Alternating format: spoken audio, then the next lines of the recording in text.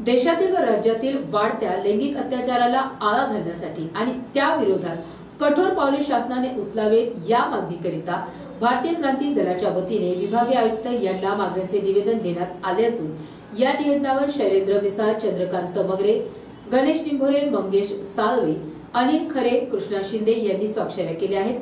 याबाबत सविस्तर माहिती भारतीय क्रांती दलाचे संस्थापक अध्यक्ष शैलेंद्र मिसाळ यांनी दिली आहे।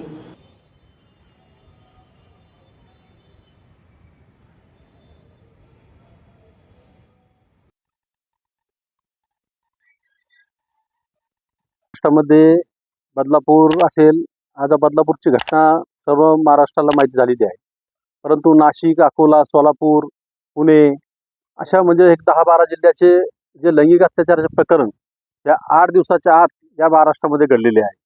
या महाराष्ट्रामध्ये पुरोगामी महाराष्ट्रामध्ये फुले शाहू आंबेडकरच्या महाराष्ट्रामध्ये जर अशा लैंगिक अन्याय अत्याचाराच्या घटना जर घडत असेल तर केंद्र सरकारने याच्यावर असा एक कडक कायदा केला पाहिजे की ज्या लहान मुलीवर समजा अशा वयोवृद्ध बाईवर ज्यावेळेस हे लैंगिक अत्याचार करण्यात येते त्याला जागीच त्याला एक तर त्याला एन्काउंटर करण्याचा कायदा पारित करण्यात यावा, नसता त्याला तात्काळ फास्ट ट्रॅक कोर्टवर त्याला आणून तात्काळ फाशी देण्यात यावी, अशी आज आमची भारतीय क्रांती दलाच्या वतीने मागणी करण्यात आली आहे।